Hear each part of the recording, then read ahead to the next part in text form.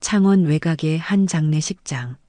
장례식장 직원들은 빈소를 보며 수군거렸습니다. 아니, 어떻게 사람이 죽었는데 가족 한 명 안 와? 그러게 말이야. 도대체 어떻게 산 거야? 82세의 나이로 세상을 떠난 김철수 할아버지 빈소에는 한 여성만 쓸쓸히 앉아 있었습니다. 50세인 그녀는 상복을 입고 영정사진을 물끄러미 바라보고 있었습니다. 그녀의 눈가는 이미 빨갛게 부어올라 있었고 손으로 눈물을 계속 닦아내고 있었습니다. 영정사진 속 김철수는 해병대 정복을 입고 있었습니다. 당당하고 의연한 표정, 곧게 뻗은 어깨, 자신감 넘치는 눈빛. 그런 늠름한 모습과 지금 이 적막한 빈소의 모습은 너무나 대조적이었습니다. 할아버지. 여성은 작은 목소리로 중얼거렸습니다. 목소리에는 깊은 애틋함과 안타까움이 배어 있었습니다. 이렇게 쓸쓸하게 보내드려서 정말 죄송해요. 제가 더 일찍 도와드렸어야 하는데. 그녀의 어깨가 작게 떨렸습니다. 바로 그때였습니다. 김철수님 장례식장이 여기 맞습니까? 복도에서 듣기 좋은 저음의 목소리가 들려왔습니다. 네, 맞아요. 장례식장 직원의 대답 소리가 들렸습니다. 빈소에서 울고 있던 여성은 고개를 들어 입구 쪽을 바라봤습니다. 그 순간 그녀의 눈이 휘둥그레졌습니다. 정갈한 해병대 정복을 입은 70대 한 분이 천천히 빈소 안으로 들어오고 있었습니다. 가슴에는 각종 훈장들이 번쩍였고 걸음걸이는 비록 느렸지만 군인다운 기품이 느껴졌습니다. 그런데 그것은 시작에 불과했습니다. 1명, 2명, 3명. 계속해서 사람들이 들어왔습니다. 어떤 분은 해병대 정복에 별이 2개 달려 있었고 어떤 분은 깔끔한 정장에 해병대 마크를 달고 계셨습니다. 그렇게 늘어난 인원은 10명, 50명, 100명을 넘어섰고 어느 순간 텅 비었던 빈소는 사람들로 가득 차게 됐습니다. 여성은 입을 다물지 못했습니다. 이게 무슨 일이지? 빈소로 들어오는 모든 사람들은 하나같이 김철수의 영정사진 앞에서 정중하게 경례를 올렸습니다. 70대, 80대 남성들이 허리를 곧게 펴고 경례하는 모습, 30대, 40대 젊은 장교들이 할아버지 영정사진을 존경하는 눈빛으로 바라보는 모습, 그 장면을 보며 여성의 눈시울은 뜨거워졌습니다. 눈물이 왈칵 쏟아져 내렸습니다. 그때 장례식장에 가장 먼저 들어왔던 77세 남성이 여성에게 천천히 다가왔습니다. 그 남성의 얼굴에는 깊은 슬픔과 미안함이 동시에 배어 있었습니다. 민정 씨 맞으시죠? 그가 조심스럽게 입을 열었습니다. 편지 받고 왔습니다. 저는 박정우 국회의원입니다. 그의 눈가에 눈물이 맺히기 시작했습니다. 정말 죄송합니다. 제가 너무 늦었습니다. 철수 형님이 이렇게 쓸쓸하게 가실 줄이야. 민정은 목이 메어 말이 잘 나오지 않았습니다. 아닙니다. 지금이라도 와주셔서 정말 감사합니다. 간신히 그 말을 내뱉으며 눈물을 흘렸습니다. 박정우는 상기된 표정으로 주변을 둘러보며 깊은 한숨을 내쉬었습니다. 초라한 빈소의 모습, 가족은 한 명도 보이지 않는 상황. 영웅이라 생각했던 철수 형님의 장례식과는 어울리지 않는 모습이었습니다. 민정님께서 지금까지 혼자 철수 형님을 돌봐주셨다고 들었습니다. 그는 조심스럽게 물었습니다. 죄송하지만 형님은 가족이 없으신 건가요? 왜 마지막까지 혼자 계셨던 건가요? 민정은 그 물음에 깊은 한숨을 내쉬었습니다. 그리고 그동안 함께했던 김철수와의 추억을 떠올렸습니다. 2년 전이었어요. 때는 2021년 1월. 희망찬 새해가 밝았지만 민정에게는 절망만이 가득했습니다.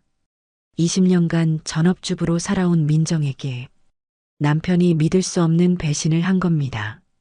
사업 실패로 얻은 빚을 떠넘기고 바람까지 피면서 민정과 아들을 두고 집을 떠났습니다. 그동안 미안했다. 남편이 마지막으로 남긴 차가운 한마디, 그리고 책상 위에 놓인 이혼 서류. 남편은 말 그대로 증발해버렸습니다. 민정은 하루아침에 혼자가 되었습니다. 이제 나는 어떻게 살아가야 하지? 대학생 아들의 등록금, 생활비. 하지만 민정에게는 아무런 기술도 경력도 없었습니다. 모든 게 막막했습니다. 그러던 어느 날 우연히 요양보호사에 대해 알게 됐습니다. 늦은 나이에도 새롭게 시작할 수 있는 일이었습니다. 그녀는 즉시 요양보호사 교육원에 등록했고 3개월간 교육과정 끝에 요양보호사 자격증을 취득했습니다. 그녀는 48세 나이에 처음으로 얻은 자격증을 손에 쥐고 다짐했습니다. 그래, 다시 시작해보자. 민정의 첫 직장은 창원시 외곽에 자리한 푸른솔 요양원이었습니다. 민정 씨, 처음 뵙겠습니다. 반갑습니다. 원장이 따뜻한 미소로 맞아줬습니다. 50대 초반쯤 되어 보이는 원장은 인자한 인상이었습니다. 네, 안녕하세요. 처음이라 긴장되네요. 걱정 마세요. 다들 좋은 분들이고 적응될 때까지 선배들이 많이 도와줄 거예요. 여기는 총 60분의 어르신이 계시고 요양보호사는 20명 정도 근무해요. 민정 씨는 3층을 담당하시게 될 거예요. 잠시 후 동료 요양보호사 선영이 민정을 안내하기 시작했습니다. 49세의 선영은 5년 경력의 선배였습니다. 민정 씨, 첫날이니까 제가 이것저것 알려드릴게요. 선영은 3층에 계신 어르신들을 하나하나 소개해줬습니다. 김순자 할머니는 무릎이 안 좋으셔서 휠체어 이용하시고 이태수 할아버지는 당뇨가 있으셔서 식사 조절이 필요해요. 각 어르신마다 특별히 주의해야 할 사항들을 자세히 설명해 줬습니다. 그리고 선영의 목소리가 조금 낮아졌습니다. 김철수 할아버지는 좀 조심하셔야 해요. 왜요? 치매가 있으신데 발작 같은 게 있으세요. 특히 밤에 더 그러시고요. 민정은 고개를 끄덕이며 들었습니다. 갑자기 무서워하시거나 큰 소리를 지르실 때도 있어요. 전쟁 트라우마가 있으시거든요. 전쟁요? 네, 월남전에 다녀오셨대요. 적이 온다고 하시면서 물건을 집어던지시기도 해요. 만약 그럴 경우 억지로 접근하지 마시고 저희를 불러주세요. 밤에만 심하고 나머지 시간은 그래도 괜찮으시니까 너무 걱정하지는 마시고요. 네, 알겠습니다. 그 순간 민정은 김철수 할아버지에게 특별한 감정을 느꼈습니다. 전쟁의 상처를 안고 살아가는 사람. 그 사람이 민정은 익숙했기 때문입니다. 점심시간이 되자 어르신들이 1층 식당으로 내려가셨습니다. 민정은 선영과 함께 어르신들의 식사를 도왔습니다. 대부분의 어르신들은 혼자서도 식사가 가능했지만 몇 분은 약간의 도움이 필요했습니다. 그때 식당 한쪽 구석 테이블에 혼자 앉아 계신 할아버지가 눈에 띄었습니다. 80세인 그 할아버지는 미역국을 천천히 드시고 계셨습니다. 키가 크고 어깨가 넓어서 젊은 시절엔 꽤 늠름하셨을 것 같았습니다. 하지만 지금은 등이 조금 굽어 있었고 머리는 하얗게 셌습니다. 다른 어르신들과 달리 혼자 조용히 식사하시는 모습이 어딘가 쓸쓸해 보였습니다.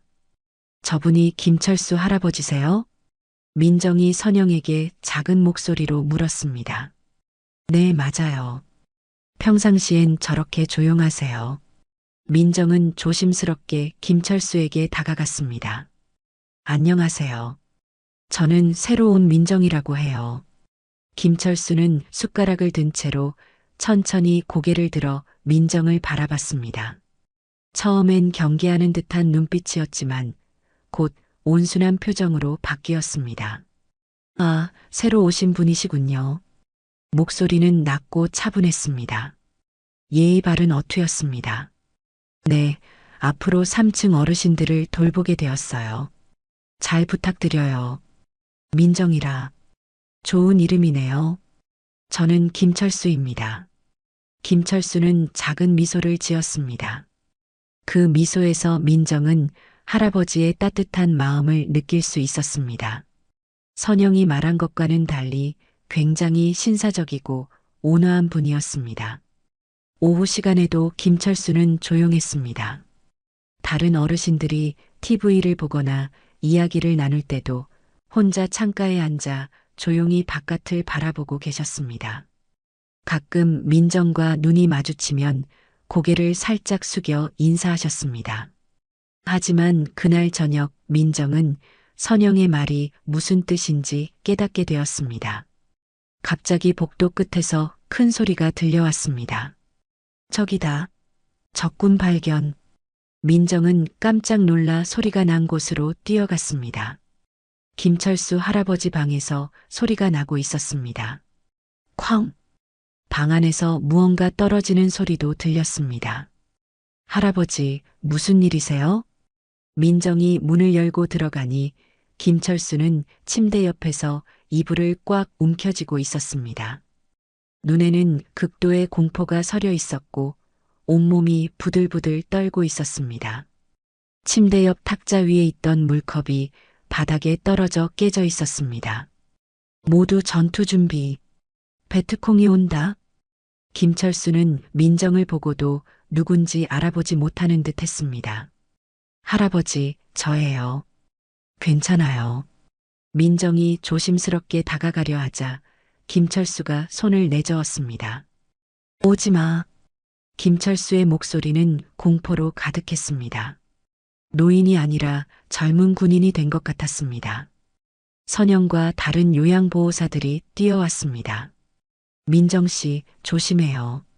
흥분하시면 위험할 수 있어요. 일단 거리를 두고 있어요. 동료들은 민정을 밖으로 나오라고 했습니다. 하지만 민정은 물러서지 않았습니다. 이 상황이 낯설지 않았기 때문입니다. 할아버지, 여기는 안전해요. 적은 없어요. 민정은 천천히 하지만 확신에 찬 목소리로 말했습니다. 여기는 한국이에요. 전쟁은 끝났어요. 김철수의 눈빛이 조금씩 변하기 시작했습니다. 하지만 여전히 혼란스러워했습니다. 당신은 누구십니까? 저는 민정이에요. 할아버지를 돌보는 사람이에요. 민정은 더 가까이 다가갔습니다. 그 순간 김철수가 갑자기 민정의 팔을 세게 잡았습니다. 아야. 민정이 작은 비명을 질렀지만 그래도 도망가지 않았습니다. 오히려 김철수의 눈을 똑바로 바라보며 말했습니다. 괜찮아요, 할아버지. 무서우시죠? 저는 이해해요. 다른 요양보호사들은 민정을 말렸습니다. 민정 씨, 정말 위험해요. 얼른 나와요. 하지만 민정은 김철수에게서 눈을 떼지 않았습니다. 그리고 조용히 말했습니다. 할아버지, 저의 아버지도 월남전에 다녀오셨어요. 그래서 할아버지가 어떤 기분이신지 잘 알아요. 월남전? 김철수의 목소리에 미묘한 변화가 있었습니다. 혼란스러워하던 눈빛이 조금씩 또렷해지기 시작했습니다. 네, 아버지도 악몽에 자주 시달리셨어요. 민정은 더욱 조심스럽게 말을 이었습니다. 저희 아버지는 해병되셨거든요. 밤에 갑자기 깨서 적이 온다고 하시고 어머니한테 무섭다고 말하며 눈물 흘리기도 하시고 정말 힘들게 사셨어요. 그래서 할아버지 마음을 잘 알아요. 김철수는 민정을 잡고 있던 손에서 서서히 힘을 빼기 시작했습니다. 해병대였다고요? 네, 맞아요. 그래서 저는 이해해요. 저희 아버지 같아서요. 김철수의 눈에서 갑자기 눈물이 흘러내렸습니다. 공포에 휩싸였던 표정이 점점 슬픔으로 바뀌었습니다. 미안해요. 제가 또 김철수의 목소리에는 깊은 부끄러움과 미안함이 배어 있었습니다. 괜찮아요. 이해해요. 민정은 김철수 옆에 조심스럽게 앉았습니다. 저희 아버지도 그러실 때마다 어머니가 괜찮다, 이제 안전하다고 말씀해 주셨거든요. 그 모습을 자주 봤어요. 김철수는 민정을 신기한 듯 바라봤습니다. 정말로 아버님이 해병되셨나요? 네, 1967년에 참전하셨다고 들었어요. 1967년. 김철수의 눈빛이 더욱 또렷해졌습니다. 치매로 흐릿했던 의식이 갑자기 맑아지는 것 같았습니다. 혹시 어느 부대였는지 아세요? 김철수의 목소리에는 간절함이 묻어 있었습니다. 잘 모르겠지만 짜빈동이라는 곳에서 싸우셨다는 건 기억나요. 그 순간 김철수의 얼굴이 완전히 변했습니다. 눈이 휘둥그레지더니 온몸이 굳어버렸습니다. 짜빈동? 정말로 짜빈동이라고 하셨나요? 네, 맞아요. 왜 그러세요? 김철수는 민정의 손을 꼭 잡았습니다. 이번에는 거칠게가 아니라 간절하게, 마치 생명줄을 잡는 것처럼. 아버님의 성함이 어떻게 되세요? 김철수의 목소리가 떨렸습니다. 박민수예요. 박민수? 김철수는 그 이름을 되뇌며 눈을 감았습니다. 그리고 갑자기 큰 소리로 외쳤습니다. 우리 막내 민수. 민정은 깜짝 놀랐습니다. 혹시 저희 아버지를 아세요? 민수 어떻게 지내요? 잘 있어요? 건강하죠? 김철수의 목소리에는 그리움이 가득했습니다. 그의 눈에서 눈물이 흘러내리기 시작했습니다. 하지만 그 눈물에 민정의 마음은 무너져 내렸습니다. 아버지는 10년 전에 돌아가셨어요. 김철수의 얼굴이 경직되기 시작했습니다. 돌아가셨다고요? 네. 김철수의 어깨가 무너져 내렸습니다. 눈에서 눈물이 주르륵 흘러내렸습니다. 민수가 먼저 갔다고요? 김철수는 오열했습니다. 80세 노인의 울음소리는 처참했습니다. 그 울음소리에 민정도 소리내어 울기 시작했습니다. 아버지가 자주 말씀하셨어요. 김철수 중사님 덕분에 내가 살아있다고. 그분이 나를 구해주지 않았다면 지금 우리 가족도 없었을 거라고. 그 말에 김철수는 눈물을 흘리며 민정을 바라봤습니다. 사실 처음 뵀을 때 김철수라는 이름이 낯익었어요. 혹시 했는데 여기서 만나 뵙다니. 정말 민수가 그렇게 말했나요?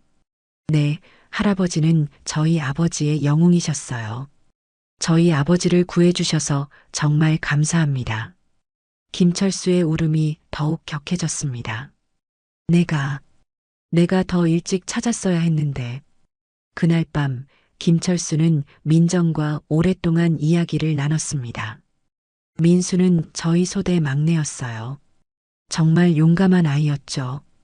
김철수의 목소리에는 자부심이 묻어났습니다. 다리에 총상을 입고도 끝까지 버텼어요. 민정은 처음 듣는 아버지의 젊은 시절 이야기에 가슴이 뭉클했습니다. 정말 멋진 아이였어요. 착하고 의리 있고. 그런데 먼저 갔다니. 그때 김철수가 민정의 손을 꼭 잡으며 말했습니다. 많이 부족하겠지만 저라도 괜찮다면 저를 아버지라고 생각하셔도 좋습니다. 우리 민수 딸이라고 하니까 민정 씨한테 더 마음이 가네요. 내 가진 건 없어도 최선을 다해서 민정 씨를 돕겠습니다. 그 따뜻한 말에 민정의 눈에서 눈물이 흘러내렸습니다. 그렇게 말씀해 주셔서 감사해요. 마음만으로도 큰 위로가 되네요. 그 순간 둘 사이에는 혈연을 뛰어넘는 특별한 유대가 형성되었습니다. 그날 이후 김철수와 민정의 관계는 더욱 깊어졌습니다. 김철수는 치매 증상이 있어도 민정만은 확실히 기억했고 민정은 김철수에게 더욱 정성을 다했습니다. 점심시간에도 자주 함께 식사를 하며 많은 이야기를 나눴습니다. 하지만 동료들 중에는 이를 좋지 않게 보는 사람도 있었습니다. 민정 씨, 김할아버지만 너무 편애하는 거 아니야? 그럴 때마다 민정은 조심스럽게 대답했습니다.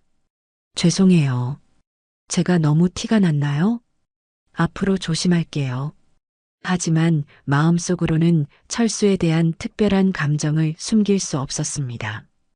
그렇게 민정에게 철수는 어느새 아버지 같은 존재가 되어 있었습니다. 그러던 어느 날 민정은 충격적인 이야기를 듣게 됐습니다. 김철수 씨 요양원비가 또 밀렸어요. 원장과 사무장이 대화하는 소리였습니다. 이번이 몇 달째죠? 3개월째예요. 가족들한테 연락해 봤는데 반응이 좋지 않아요. 전화도 잘 안 받고 알아서 하라는 식이에요. 그럼 어쩌지? 철수 할아버지 상황은 안타깝지만 저희도 언제까지 내버려 둘 순 없잖아요. 마지막으로 한 달만 더 기다려보죠. 이번에도 똑같으면 그땐 어쩔 수 없죠. 민정은 충격에 빠졌습니다. 가슴이 답답해졌습니다. 그날 저녁 민정은 너무 궁금한 나머지 김철수에게 조심스럽게 물어봤습니다. 할아버지, 가족분들은 안 찾아오세요? 그러자 김철수의 표정이 갑자기 어두워졌습니다. 가족. 김철수는 한참 동안 말이 없었습니다. 그러다가 기가 죽은 듯 작은 목소리로 말했습니다. 가족은 안 와. 왜요? 버렸어. 민정은 가슴이 철렁했습니다. 버렸다고요? 그래. 김철수의 목소리에는 깊은 슬픔이 배어 있었습니다. 사실 나는 좋은 아버지가 아니야. 김철수는 조심스럽게 자신의 이야기를 들려주기 시작했습니다. 그 이야기에는 한 참전 용사의 비참한 현실이 담겨 있었습니다. 때는 1968년 3월 부산항. 철수는 월남전에서 부상을 입고 한국으로 돌아오게 되었습니다. 철수야. 부산항 부두에서 순자가 손을 흔들며 달려왔습니다. 하얀 옷을 입은 그녀는 봄꽃처럼 아름다웠습니다. 순자야. 김철수는 목발을 짚고 천천히 걸어갔습니다. 다리 부상 때문에 걸음이 불편했지만 1년 2개월 만에 만나는 사랑하는 사람의 모습에 가슴이 뛰었습니다. 얼마나 힘들었을까? 많이 무서웠지? 보고 싶었어? 순자는 김철수를 끌어안으며 눈물을 흘렸습니다. 그녀의 어깨가 작게 떨렸습니다. 괜찮아. 이제 괜찮아. 나도 보고 싶었어, 순자야. 김철수도 순자를 꼭 안았습니다. 그 후 두 사람은 결혼을 하고 창원에 작은 집을 얻어 행복한 신혼생활을 시작했습니다. 하지만 전쟁을 겪은 철수의 마음속에는 깊은 상처가 남아 있었습니다. 밤마다 꾸는 악몽, 갑자기 들리는 총소리, 작은 소리에도 깜짝 놀라는 자신. 그럴 때마다 순자는 철수의 어깨를 토닥이며 따뜻하게 말했습니다. 괜찮아요. 여긴 안전해요. 고마워요. 당신은 영웅이에요. 시간이 흘러 철수와 순자 사이에 예쁜 아이들이 태어났습니다. 민호, 수진, 동우. 철수와 순자는 새 남매를 바라보며 희망찬 꿈을 꾸었습니다. 하지만 아이들이 자라면서 김철수의 전쟁 트라우마는 가족관계에 균열을 만들기 시작했습니다. 저기다. 포위됐어. 한밤중 김철수가 악몽을 꾸며 일어나 거실에서 소리를 지르고 있었습니다. 아빠. 민호가 무서워하며 아빠를 바라봤습니다. 하지만 김철수는 아들을 보지 못했습니다. 그의 눈에는 1967년 짜빈동의 밤이 보이고 있었습니다. 숨어. 빨리 숨어야 해. 김철수가 민호에게 소리를 질렀습니다. 7살 아이에게는 너무나 무서운 순간이었습니다. 으아! 민호가 울면서 엄마를 찾았습니다. 엄마, 순자가 급히 달려와 민호를 안았습니다. 괜찮아, 민호야.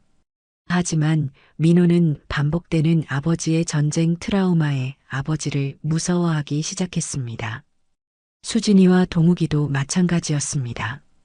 아빠가 갑자기 소리를 지르거나 작은 소리에도 깜짝 놀라며 경계하는 모습을 보면서 자연스럽게 거리를 두게 되었습니다. 순자는 아이들을 이해시키기 위해 많은 노력을 했습니다. 민호야, 수진아, 동우가 와서 앉아봐. 아버지는 나라를 지키기 위해 전쟁에 다녀오셨어. 그때 많은 사람들을 구해주셨지. 근데 왜 소리를 지르세요? 수진이가 물었습니다. 전쟁에서 무서운 일들을 많이 보셨거든. 그래서 가끔 꿈에서 그때가 생각나는 거야. 아빠 무서워. 5살 동욱이가 말했습니다. 아니야. 아버지는 무서운 사람이 아니야. 다른 사람들을 구하려고 목숨을 걸고 싸우신 분이야. 순자는 아이들을 하나씩 안으며 설명했습니다. 하지만 아이들에게는 이해하기 어려운 일이었습니다. 철수도 아이들과 가까워지기 위해 많은 노력을 했습니다. 아이들과 자주 놀아주고 여행도 자주 갔습니다. 하지만 전쟁 상처로 인한 서툰 감정 표현은 오히려 아이들과의 관계를 더 어색하게 만들었고, 잦은 트라우마 증상은 계속해서 아이들과 멀어지게 만들었습니다. 그렇게 아이들과 김철수 사이에는 큰 벽이 생기게 됐습니다. 그리고 세월이 흐른 어느 날, 대한민국을 뒤흔들었던 그 사건이 일어나고 말았습니다. IMF, 작은 사업체를 운영하던 철수도 IMF로 인해 막대한 피해를 입게 됐습니다. 여보, 은행에서 연락 왔어요. 대출금 갚으라고. 순자가 전화를 끊고 김철수에게 말했습니다. 김철수는 머리를 감쌌습니다. 내가 뭘 잘못했지. 여보, 이건 당신 잘못이 아니에요. 나라 전체가 어려운 거잖아요. 순자가 김철수의 어깨를 감쌌습니다.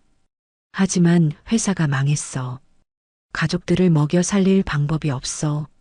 어떻게 해야 할지 모르겠어.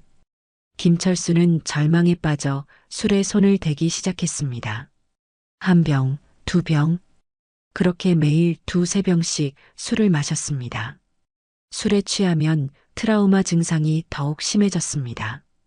폭언과 폭력적 행동을 보였고, 심지어 그 화살이 아내인 순자에게까지 향하게 됐습니다. 그런 모습을 보며 아이들은 점점 더 아버지를 멀리하기 시작했습니다. 이제 그들에게 아버지는 그저 집에서 소리 지르고 화만 내는 존재가 된 것입니다. 하지만 순자는 끝까지 철수를 믿었습니다. 여전히 철수를 영웅이라 불러줬고 여전히 철수를 믿고 응원했습니다. 철수는 그런 순자의 모습을 보며 다시 힘을 냈습니다. 술을 끊고 할 수 있는 일을 찾아 열심히 일하기 시작했습니다. 그렇게 빚을 갚고 이제 가정이 차츰 안정되고 있을 시기에 청천벽력 같은 일이 일어났습니다. 순자의 암. 그 소식은 철수의 인생을 완전히를 무너뜨렸습니다. 때는 2007년 9월 창원 외곽의 한 병원 중환자실. 병상에 힘없이 누운 순자가 간신히 말을 꺼냈습니다. 여보, 애들하고 잘 지내요. 무슨 소리야? 당신이 낳으면 우리 같이. 언젠가 아이들도 당신을 이해할 거예요. 내가 더 못해줘서 미안해요. 순자의 목소리는 점점 작아졌습니다. 당신은 영웅이에요. 우리나라의 영웅이고 우리 가정의 영웅. 그것이 순자의 마지막 말이었습니다. 순자야. 김철수는 병실에서 한참을 오열했습니다. 그렇게 유일하게 자신을 믿어줬던 순자가 세상을 떠나고 김철수는 혼자 남게 됐습니다. 아이들은 순자의 바램과 달리 김철수를 여전히 이해하지 못했습니다. 아니, 이해하려 하지 않았습니다. 처음 몇 년은 명절에 김철수를 찾아오다가 점점 연락이 줄어들고 어느 순간부터는 명절에도 찾아오지 않았습니다.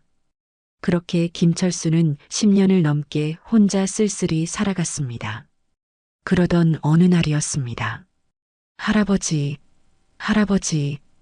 김철수의 집안에 소방관이 들이닥쳐 김철수를 깨웠습니다. 집안에는 가스 냄새가 가득했습니다. 여기가 어디지? 김철수는 혼란스러워했습니다. 가스가 새고 있었어요. 정말 위험했어요. 가스를 내가 켰나? 혹시 혼자 사세요? 응, 혼자 살아. 가족들은 어디 계세요? 가족은 연락이 안 돼. 병원으로 이송된 김철수는 정밀 검사를 받았습니다. 치매입니다. 혼자 계시기 어려워요. 의사의 진단이었습니다. 사회복지사가 김철수의 자녀들에게 연락했습니다. 아버님이 치매 진단을 받으셨는데 보호자가 필요합니다. 자녀들의 반응은 차가웠습니다. 미국에 있어서 모실 수 없어요. 자녀 키우느라 바빠서 시간이 없어요. 경제적으로 감당이 안 됩니다. 그래서 이 요양원에 오게 된 거야. 김철수는 쓸쓸한 표정으로 요양원을 둘러보며 말했습니다. 처음에는 아이들이 요양원비를 내줬어. 하지만 어느 순간 그것조차 끊겼고 내 개인 통장에서 나가고 있었는데 이제 그것조차 남지 않은 모양이야. 그럼 이제 어떻게 해요? 민정이 답답한 듯 물었습니다. 모르겠어. 정부 지원 같은 것도 있다고 하는데 복잡해서 뭐 어떻게 해야 할지를 모르겠어. 민정의 마음이 무거워졌습니다. 김철수가 민정의 손을 잡았습니다. 이제 나도 늙었어. 자식들 원망은 하지 않아. 그런데 김철수의 목소리가 떨렸습니다. 민정이라도 있어서 다행이야. 정말 고마워. 그날 밤 민정은 잠들지 못했습니다. 할아버지의 상황이 너무 안타까웠습니다. 분명히 방법이 있을 거야. 월남전 참전 용사가 이렇게 버려지는 게 말이 돼? 나라를 위해 싸우신 분이 이런 대우를 받아야 해? 정부 기관에서 도움을 받을 수 있을 거야. 민정은 다음 날부터 행동에 옮기기로 결심했습니다. 주말이 되자마자 창원시 각 기관을 찾아다니기 시작했습니다. 첫 번째 목적지는 창원시청 사회복지과였습니다. 안녕하세요. 참전 용사분 때문에 왔는데요. 민원실 직원이 민정을 바라봤습니다. 어떤 일로 오셨을까요? 요양원에서 일하는데 월남전 참전 용사 할아버지가 계시거든요. 요양원비를 못 내시는 상황이라서 저는 요양보호사고요. 할아버지는 치매가 있으세요. 직원의 표정이 곤란해졌습니다. 그럼 가족분이 오셔야 하는데요. 가족들은 연락이 안 되는 상황이에요. 그렇다고 하셔도 규정상 본인이나 가족 아니면 진행이 안 됩니다. 다음 주에는 국가보훈처 창원지청을 찾았습니다. 상담은 본인이나 직계 가족이 직접 오셔야 해요. 상황은 마찬가지였습니다. 그 후 창원시청, 경남도청, 참전유공자회 등 주말마다 갈 수 있는 모든 곳을 찾아다녔습니다. 하지만 어디를 가든 답은 똑같았습니다. 그렇게 세월이 흘러 어느덧 김철수의 다음 요양원 비용 결제일이 다가왔습니다. 민정은 결심했습니다. 일단 내가 도와드리자. 할아버지를 저렇게 그냥 둘 수 없어. 그렇게 민정은 자신의 월급에서 김철수의 요양원비를 내기 시작했습니다. 민정이 감당하기에는 너무 큰 금액이었지만 그 방법밖에 민정이 할 수 있는 일이 없었습니다. 그 사이 철수의 건강 상태는 눈에 띄게 나빠졌습니다. 민정을 알아보지 못하는 날이 늘어났고 대화도 힘들어졌습니다. 밥 먹을 시간이에요. 민정이 말해도 김철수는 반응이 없었습니다. 식사도 거부하는 일이 잦아졌습니다. 할아버지, 드셔야 해요. 싫어. 먹기 싫어. 억지로 먹여도 토해내는 일이 많았습니다. 연하장애가 시작됐네요. 담당 간호사가 민정에게 설명했습니다. 연하장애요? 음식을 삼키는 기능이 떨어지는 거예요. 치매 말기에 나타나는 증상이에요. 침상에 누워있는 시간도 늘어났습니다. 예전에는 휠체어라도 타고 휴게실에 나오셨는데 이제는 하루 종일 침대에만 계셨습니다. 할아버지, 저 왔어요. 민정이 말해도 김철수는 눈만 깜빡일 뿐이었습니다. 하지만 민정이 손을 잡으면 약간의 반응은 보이셨습니다. 김철수의 상태가 악화되자 민정의 마음은 더욱 절박해졌습니다. 어떻게 해서든 할아버지가 살아계실 때 나라에서 주는 보상을 받게 하고 싶었습니다. 이 나라가 여전히 할아버지를 기억하고 감사하고 있다는 것을 꼭 알려주고 싶었습니다. 그러던 어느 날 저녁, 퇴근 후 집에서 민정이 유튜브를 보고 있었을 때였습니다. 창원방송 CWN 채널의 영상이 추천 목록에 떠올랐습니다. 제목 박정우 의원이 말하는 창원시 현안과 미래 비전. 민정은 그 영상을 클릭했습니다. MC가 질문했습니다. 의원님께서는 해병대 출신이시라고 들었습니다. 네, 해병대에서 복무했습니다. 그래서 참전 용사분들께 각별한 관심이 있어요. 민정은 몸을 앞으로 기울여 자세히 들었습니다. 창원에도 참전 용사분들이 많은데 국가에서 제대로 된 예우를 해드려야 한다고 생각합니다. 박정우 의원의 목소리에는 진심이 담겨 있었습니다. 그분들의 희생이 있었기에 지금의 우리가 있는 거죠. 민정의 가슴이 뛰기 시작했습니다. 이분이라면 할아버지를 도와주실 수 있을 것 같아. 민정은 즉시 인터넷으로 박정우 의원에 대해 검색했습니다. 이메일 주소가 있었습니다. 민정은 정성스럽게 이메일을 작성했습니다. 박정우 의원님께 안녕하세요. 푸른 소료양원에서 근무하는 요양보호사 민정입니다. 유튜브에서 의원님이 참전 용사분들에 대해 말씀하시는 걸 보고 용기 내어 연락드립니다. 저희 요양원에 김철수라는 할아버지가 계신데 해병대 중사로 월남전에 참전하셨습니다. 하지만 지금은 치매로 가족들에게 버려져 혼자 계시고 요양원비도 밀려서 어려운 상황입니다. 이런 분들에게 도움이 될 만한 제도가 있을까요? 혹시 도움을 주실 수 있을까요? 간절한 마음으로 메일을 보내봅니다. 연락처 010-0000-0000 민정올림. 이메일을 보낸 뒤 며칠이 지나도 연락이 없자 민정은 간절한 마음에 창원에 있는 박정우 의원실을 직접 찾아갔습니다. 안녕하세요. 비서가 민정을 바라봤습니다. 어떤 일로 오셨는지요?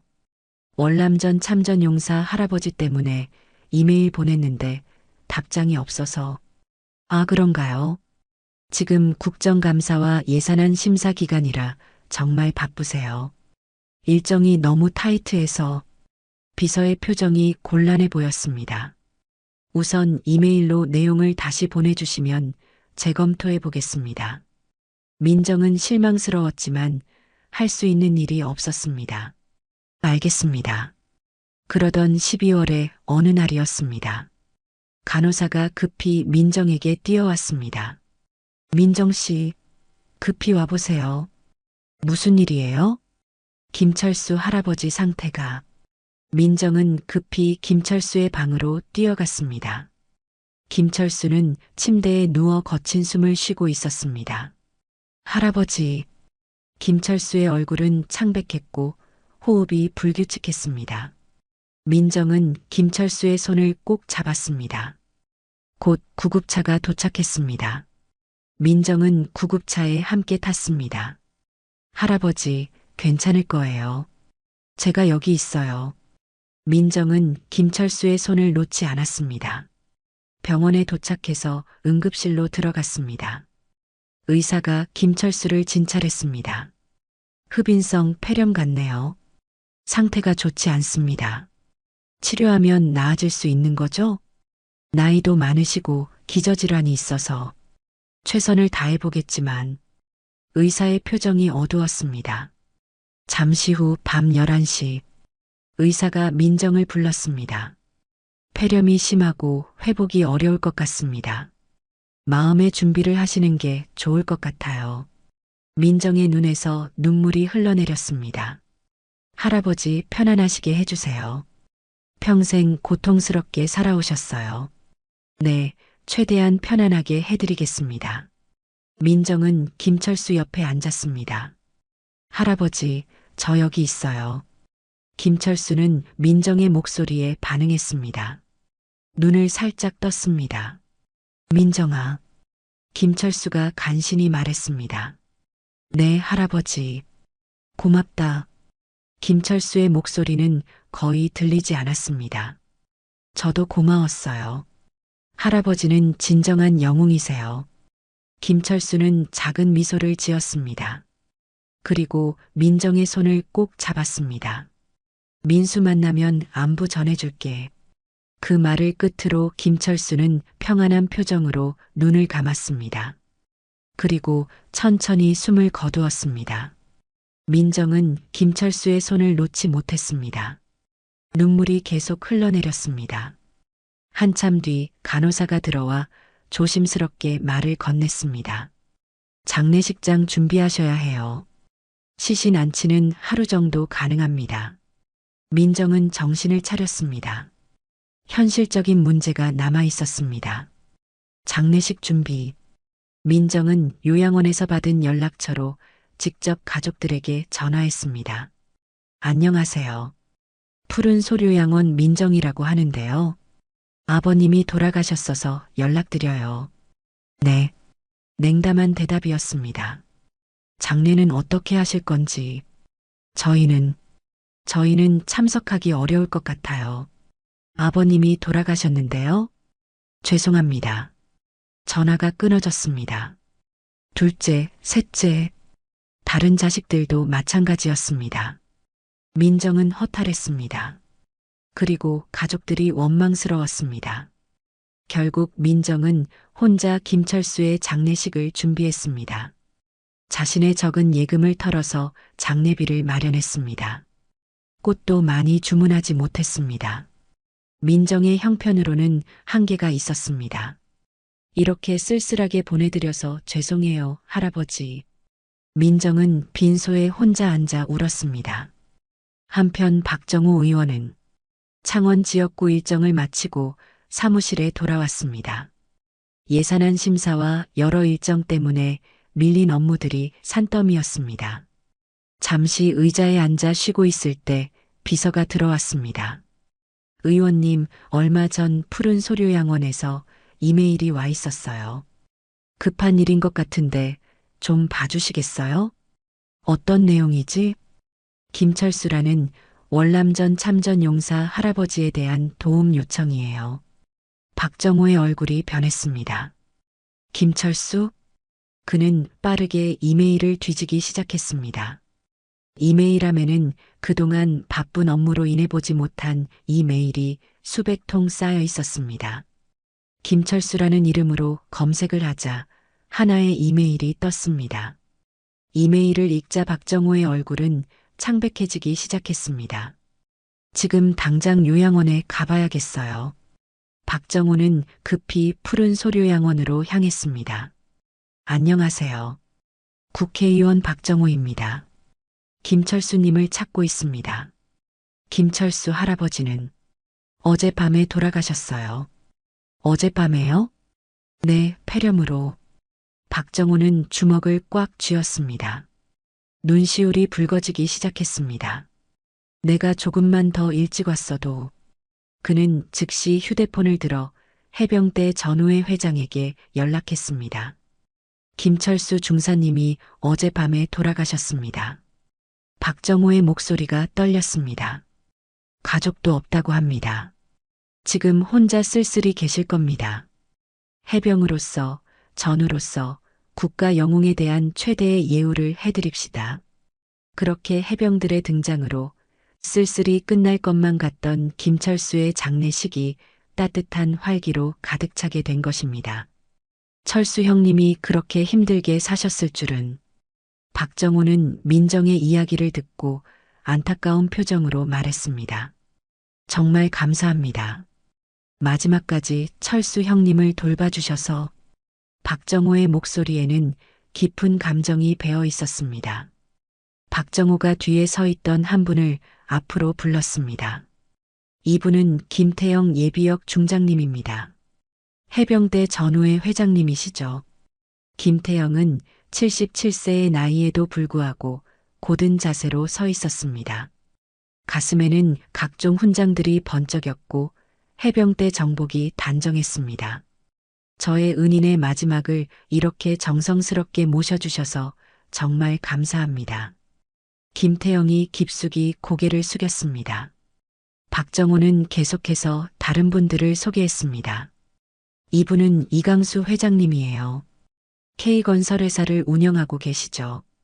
이분은 정우석 임원님, 이분은 한명우 병원장님, 한 분 한 분 소개받을 때마다 민정은 놀랐습니다.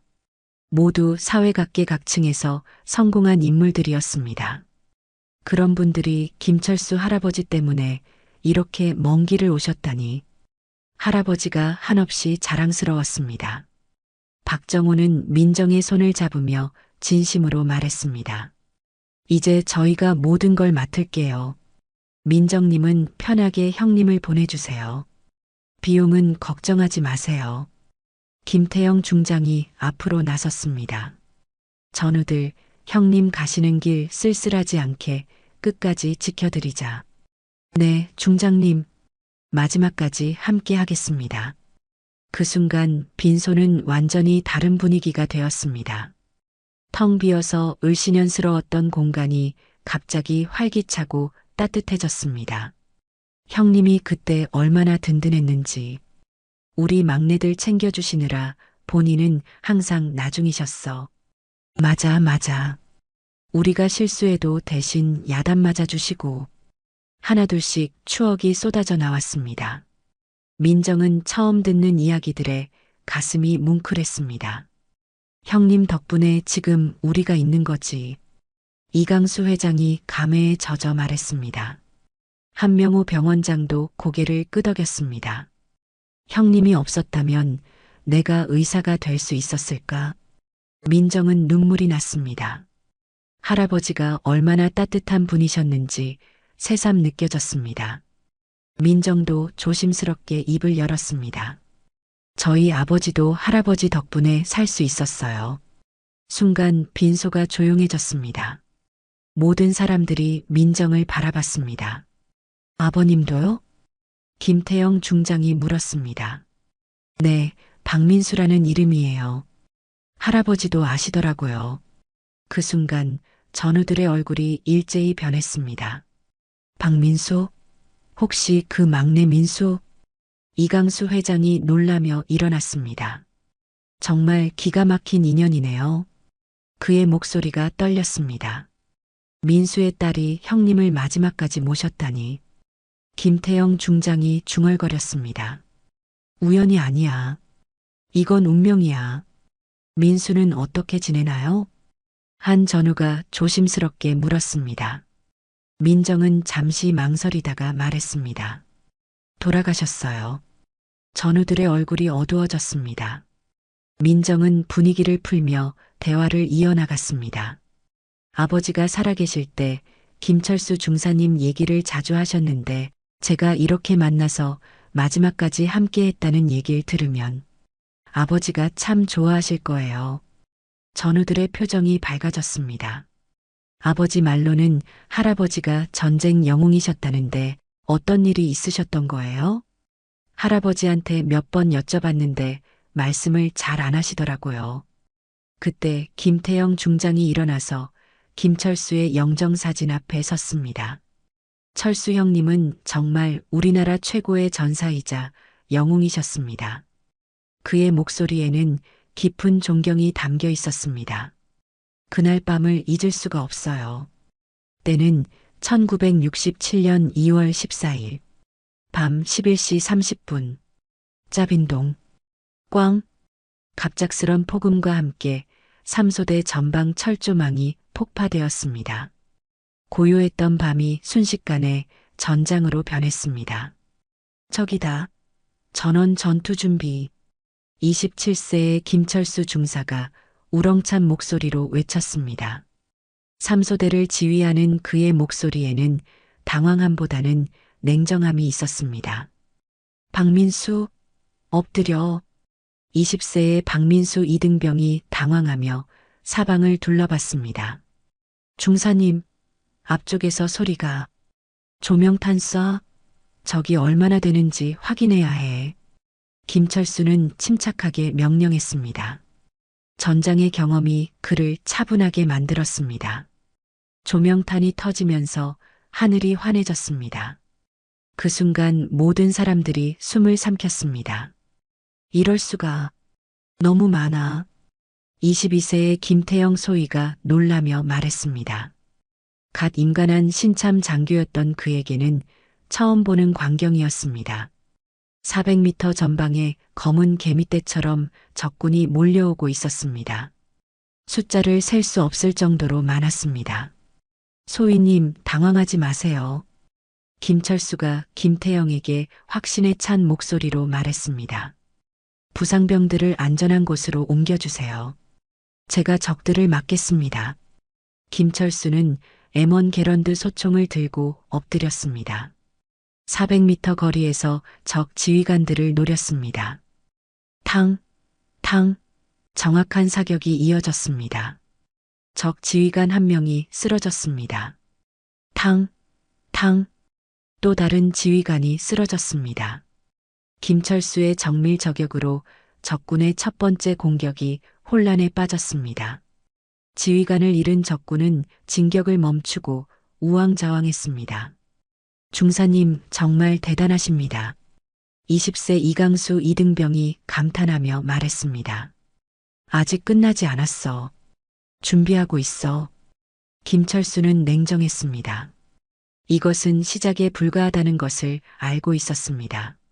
1시간 후 적군이 다시 움직이기 시작했습니다. 이번에는 박격포 공격이 먼저 시작되었습니다. 쾅, 쾅, 박격포탄이 기지 안에 떨어지기 시작했습니다. 엄폐, 모두 엄폐해. 김태영 소위가 외쳤습니다. 소위님, 3소대 진지가 위험합니다. 김태영이 김철수에게 소리쳤습니다. 제가 적들을 막겠습니다. 김철수는 106mm 무반동 총을 가져왔습니다. 혼자서 무거운 무기를 조작하기 시작했습니다. 쾅! 무반동 총이 불을 뿜었습니다. 적의 박격포 진지 하나가 폭발했습니다. 쾅! 또 다른 진지가 폭발했습니다. 김철수는 혼자서 3개 방향에서 오는 적을 상대하고 있었습니다. 동시에 여러 방향을 엄호하면서도 정확한 사격을 이어갔습니다. 중사님, 탄약이 부족해요. 이강수가 소리쳤습니다. 제가 가져오겠습니다. 이강수가 탄약을 들고 뛰어왔습니다. 그 순간 적탄이 날아왔습니다. 위험해. 김철수가 이강수를 밀쳐냈습니다. 대신 김철수의 어깨에 총탄이 박혔습니다. 으윽! 김철수가 신음했지만 사격을 멈추지 않았습니다. 중사님, 괜찮아. 계속 싸워야 해. 이 시간의 전투 후 탄약이 거의 떨어져 갔습니다. 중사님, 탄약이 거의 떨어졌어요.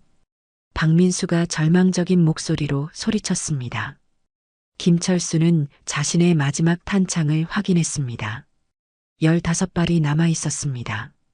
마지막 탄창이다. 15발로 충분해. 김철수의 목소리에는 여전히 자신감이 있었습니다. 적군이 50m까지 접근했습니다. 이제 정말 마지막 순간이었습니다. 탕! 첫 번째 적이 쓰러졌습니다. 탕! 두 번째 적이 쓰러졌습니다. 김철수의 사격은 기계처럼 정확했습니다. 15발 모두 명중했습니다. 50m 근거리에서 100% 명중률을 기록한 것입니다. 하지만 적군은 여전히 몰려오고 있었습니다. 탄약이 떨어지자 김철수는 야전삽과 총검을 들었습니다. 칼 뽑았으면 무라도 썰어야지. 김철수가 외치며 적군 3명과 맞섰습니다. 으아! 적 1명이 총검으로 찔러왔습니다. 김철수는 야전삽으로 막아냈습니다. 틱! 야전삽과 총검이 부딪히는 소리가 났습니다. 김철수는 반대편으로 돌면서 야전삽으로 적의 옆구리를 찔렀습니다. 으윽! 적 1명이 쓰러졌습니다. 두 번째 적이 뒤에서 공격해 왔습니다. 김철수는 뒤돌아서 총검으로 막았습니다. 절대 물러서지 않는다. 김철수가 외치며 적과 격투를 벌였습니다. 다리에도 총상을 입었지만 멈추지 않았습니다. 맹렬한 반격으로 적의 공격이 잠시 소강되자 김철수는 부상병들을 확인했습니다. 박민수는 다리에 총상을 입고 걷지 못하는 상태였습니다.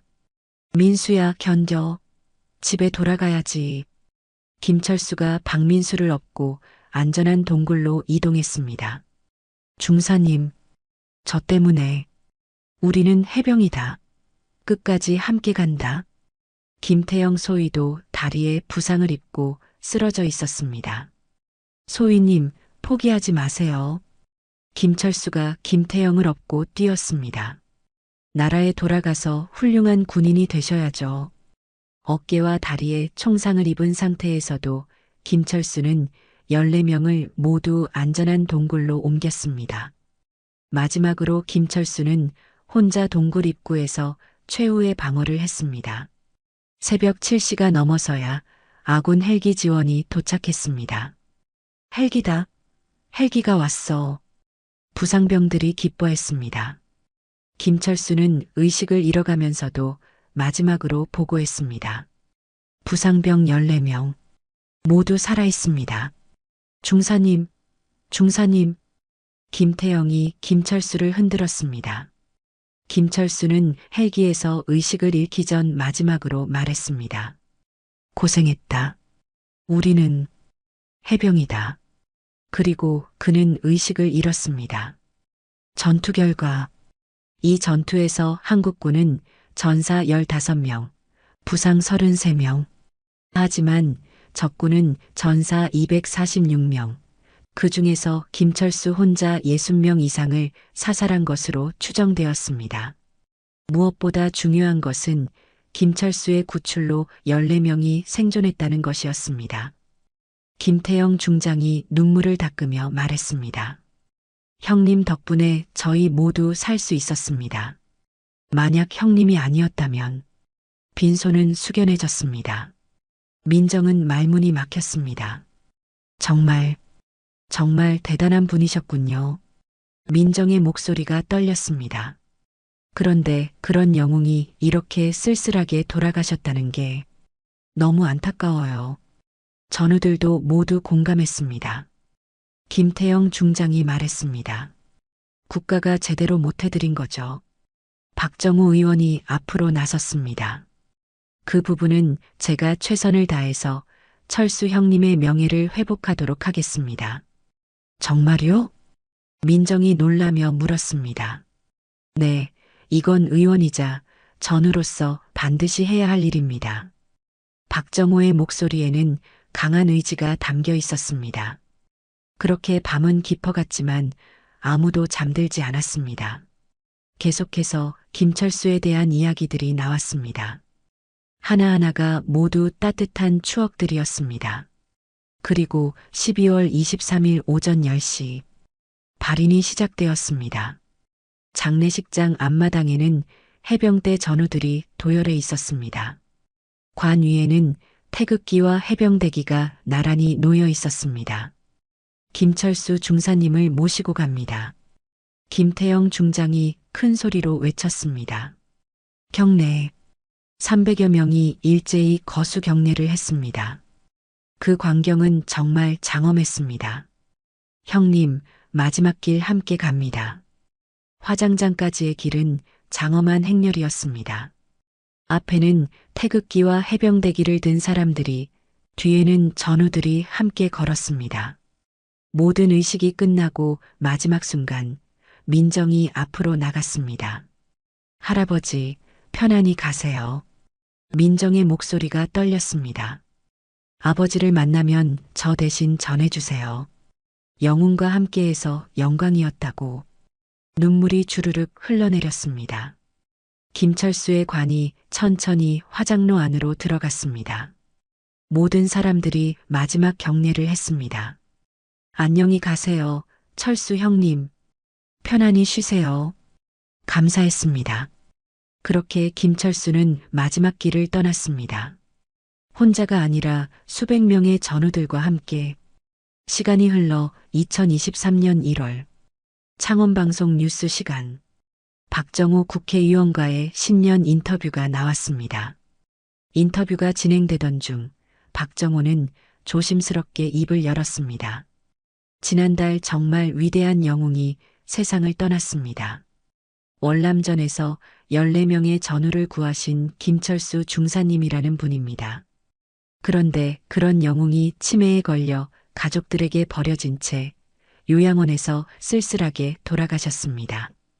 이런 영웅에게 국가가 제대로 된 예우를 해드리지 못한 것이 너무 부끄럽습니다. 방송이 나간 후 반응은 폭발적이었습니다. 창원방송 시청자 게시판에는 댓글이 쏟아졌습니다. 가족들이 어떻게 그럴 수 있나요? 국가에서 뭔가 해드려야 하는 거 아닌가요? 다음 날부터 다른 언론사들이 앞다투어 취재에 나섰습니다. 잊혀진 영웅의 쓸쓸한 마지막. 가족 없이 쓸쓸하게 간 월남전 영웅. 인터넷에서는 더욱 뜨거운 반응이 이어졌습니다. 이런 영웅을 가족이 버렸다고?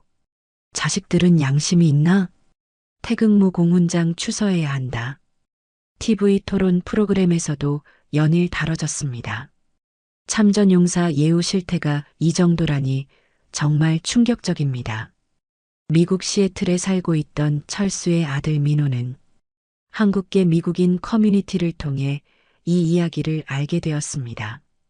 어렸을 때 아버지가 무서워서 피했던 기억들이 떠올랐습니다. 민호는 밤잠을 이루지 못했습니다. 카페를 운영하던 둘째 딸 수지는 손님이 펼쳐놓은 신문을 보고 깜짝 놀랐습니다.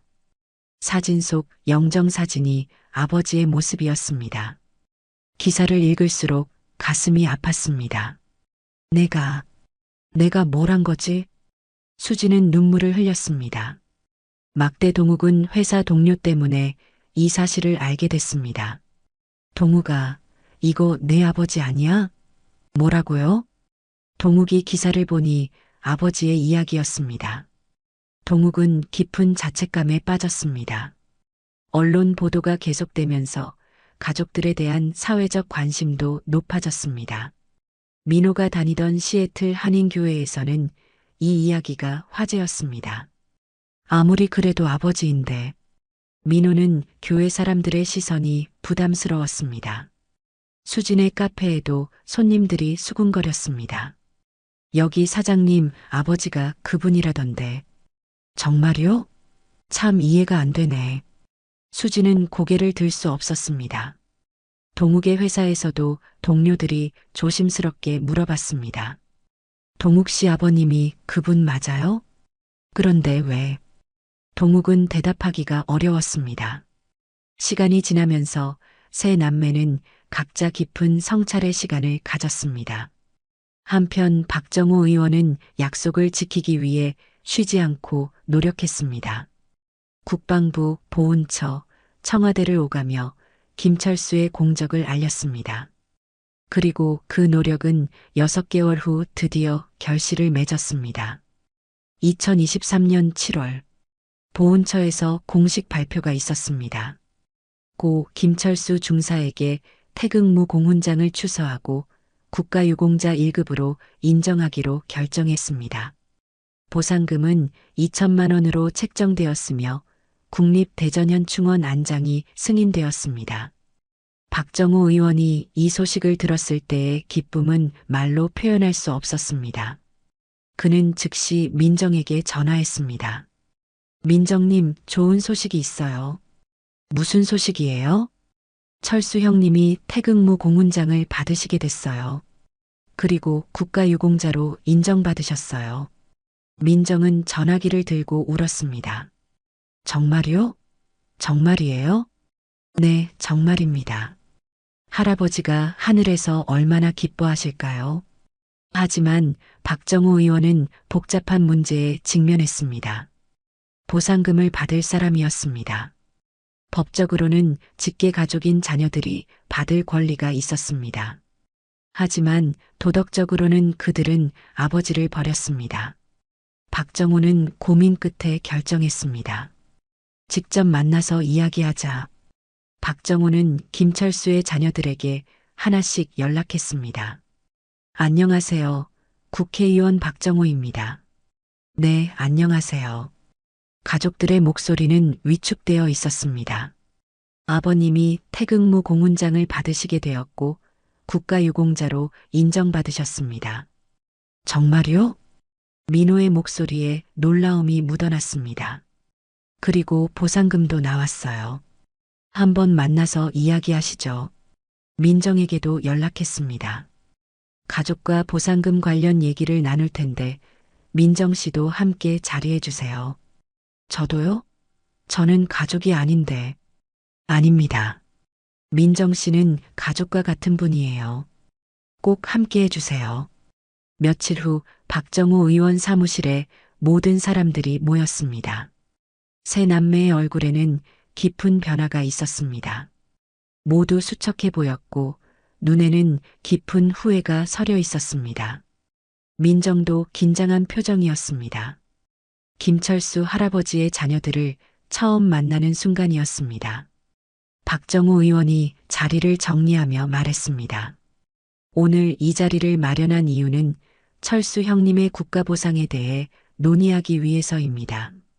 먼저 상황을 설명드리겠습니다. 박정호는 차근차근 설명했습니다. 형님이 태극무 공훈장을 추서받으시게 되었고 국가유공자 1급으로 인정받으셨습니다. 보상금은 2천만 원입니다. 세 남매는 고개를 숙이고 있었습니다. 박정호 의원은 회의실에 앉은 사람들을 천천히 둘러봤습니다. 그리곤 조심히 말을 이었습니다. 먼저 이런 상황을 만든 제 자신이 부끄럽습니다. 가족분들에게 죄송하다는 말을 먼저 드리고 싶습니다. 박정호는 예상과 다른 말로 시작했습니다. 철수 형님이 돌아가시기 전에 제가 먼저 찾았어야 했는데 그래서 나라로부터 올바른 대우를 받을 수 있게 도와줬어야 하는데 철수 형님이 이런 대우를 받고 떠난 것은 나라 일을 잘하지 못한 제 탓도 있습니다. 그는 잠시 말을 멈추고 깊은 한숨을 내쉬었습니다. 민호 씨, 수진 씨, 동욱 씨, 여러분들도 정말 힘드셨을 거답니다. 세 남매는 고개를 들어 박정호를 바라봤습니다. 비난이 아닌 이해의 말에 놀란 것 같았습니다. 언론에서 주변 사람들이 세 분에게 뭐라고 했는지 잘 압니다. 많이 상처받았을 거답니다. 가족의 일은 가족만이 아는 겁니다. 주변 사람들이 뭐라고 왈가왈부할 수 없는 거죠. 저도 언론에 말하고 많이 후회했습니다. 이렇게 일을 만든 것 죄송하게 생각합니다. 박정호의 목소리에는 진심 어린 공감이 있었습니다. 가족들도 숙연해졌습니다. 박정호는 가족들을 차례로 바라봤습니다. 민호 씨, 미국에서 20년간 사신 이유가 있으셨을 거예요. 수진 씨, 이혼하고 혼자 아이 키우시느라 얼마나 힘드셨을까요? 동욱 씨도 사업이 어려워서 경제적으로 여유가 없으셨을 테고, 세 남매는 자신들의 사정을 정확히 이해해주는 박정호의 말에 놀랐습니다. 그런 상황에서 아버지를 돌보기 어려웠던 것, 저는 이해합니다. 박정호의 목소리가 확신에 찼습니다. 형님도 절대로 여러분을 원망하지 않으셨을 거예요. 형님은 평생 자기보다 다른 사람을 먼저 생각하는 분이었거든요. 박정호는 테이블에 손을 얹으며 말했습니다. 이 보상금을 받을 자격은 법적으로는 여러분에게 있습니다. 그건 분명해요. 하지만 그는 민정을 바라봤습니다. 여기 계시는 민정 씨는 끝까지 철수 형님을 책임지셨습니다. 요양원에서 가족 없이 외로워하시는 철수 형님에게 따뜻한 정을 주셨고 요양원비가 밀렸다는 소식에 자신 월급으로 대신 요양원비를 내주셨고 편안하게 가실 수 있도록 최선을 다해 요양해 주셨고 마지막까지 홀로 장례를 책임주셨습니다. 아마 형님도 이런 민정님을 딸처럼 여기셨을 거라고 생각합니다. 박정호는 잠시 말을 멈추었다가 따뜻한 표정으로 말을 이어갔습니다. 제가 40년 넘게 정치를 하면서 배운 게 있다면 진정한 행복은 누군가 이기고 지는 게 아니라 모두가 함께 잘 사는 거라는 겁니다. 박정호는 일어나서 모두를 차례로 바라봤습니다. 형님이 원하시는 것도 그거였을 겁니다. 형님이 가장 아끼는 여기 계시는 여러분 모두 행복하게 잘 사는 것. 그 말을 뒤로 박정호는 갑자기 무릎을 꿇었습니다. 그리고는 김철수의 자식들을 바라보며 간절한 목소리로 말했습니다. 그래서 간곡히 부탁드립니다. 형님이 나라를 위해 싸워 얻은 이 보상, 그 보상을 민정님께 일부 나눠주시기를. 그 얘기를 듣고 민정은 당황하며 손사래를 쳤습니다. 아니, 저는 그 순간 민호가 일어났습니다. 의원님 일어나세요. 알고 있습니다. 저희가 아버지가 얻은 보상을 받을 자격이 없다는 것을. 민호의 목소리가 떨렸습니다. 눈물이 흘러내리기 시작했습니다. 그동안 한 번도 아버지를 이해하려고 하지 않았어요. 한 번도 아버지에게 따뜻한 말 한마디 해주지 못했습니다. 수지는 일어나 민정에게 고개를 숙였습니다. 민정님, 정말 죄송해요. 그리고 정말 감사합니다. 동욱도 눈물을 흘리며 말했습니다. 정말 죄송합니다. 저희는 정말. 민정은 당황하며 말했습니다. 아니에요, 괜찮아요. 하지만 세 남매의 마음은 이미 결정되어 있었습니다. 민호가 확고한 목소리로 말했습니다. 보상금을 양도하겠습니다. 수진이 덧붙였습니다. 저희는 자격이 없어요. 그때 박정호 의원이 중재에 나섰습니다. 아니요, 자격이 없지 않습니다. 형님도 그렇게 생각하지 않으실 거예요. 저는 그저 그동안 고생하신 민정님에게 일정 부분을 양도하길 권한 겁니다. 그게 형님이 원하실 가장 좋은 방향이라고 생각합니다. 물론 선택은 가족이 하는 겁니다. 그러니 편하게 생각해 주세요.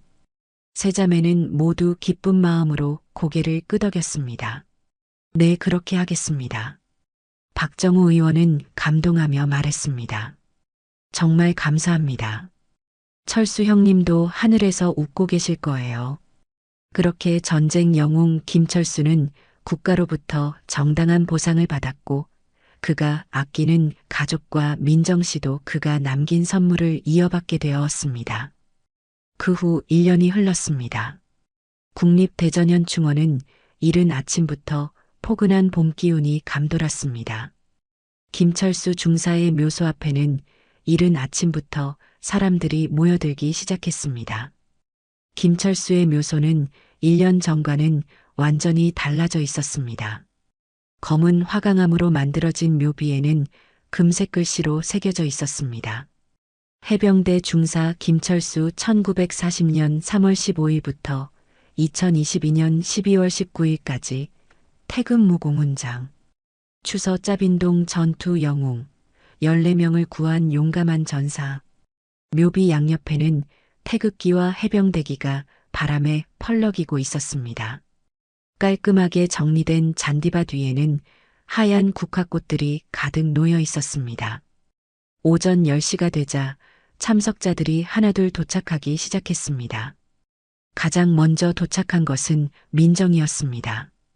그녀는 검은색 정장을 입고 하얀 국화 한 다발을 들고 있었습니다. 1년 전보다 훨씬 밝은 표정이었습니다. 할아버지, 저 왔어요. 민정은 묘비 앞에 국화를 놓으며 조용히 말했습니다. 곧이어 박정우 의원이 도착했습니다. 형님, 또 왔습니다. 박정우는 묘비 앞에서 정중하게 격려했습니다. 김태영 예비역 중장도 도착했습니다. 중사님, 1년 만이네요. 이어서 이강수 회장, 정우석 임원, 한명우 병원장 등 전우들이 차례로 도착했습니다. 그리고 뒤를 이어 김철수의 자녀들도 도착했습니다. 아버지, 저 왔습니다. 민호는 묘비 앞에서 깊이 절했습니다. 수진도 많이 달라져 있었습니다. 아버지, 수진이에요. 많이 늦어서 죄송합니다. 동욱은 자신의 아들도 함께 데려왔습니다. 초등학교 3학년인 손자였습니다. 준호야, 인사해. 할아버지야. 안녕하세요, 할아버지. 저는 김준호예요. 아빠가 할아버지가 영웅이라고 했어요. 동욱의 눈에서 눈물이 흘렸습니다. 그동안 민정과 김철수의 자녀들은 가족 같은 관계가 되었습니다. 민정 씨 반가워요. 준호 씨, 잘 지내셨어요? 민정은 준호를 안아주며 웃었습니다. 수진도 민정의 팔을 자연스럽게 끼며 말했습니다. 저희 오늘 같이 점심 먹어요. 이제는 정말 가족 같은 모습이었습니다. 잠시 후 김태영 중장이 나서 마지막 의식을 시작했습니다. 김철수 중사님, 저희 나라를 지켜주셔서 감사합니다. 당신은 우리의 영원한 영웅입니다. 경례. 40여 명의 참석자들이 일제히 경례했습니다. 그것은 한 나라의 영웅을 향한 존경의 인사였습니다.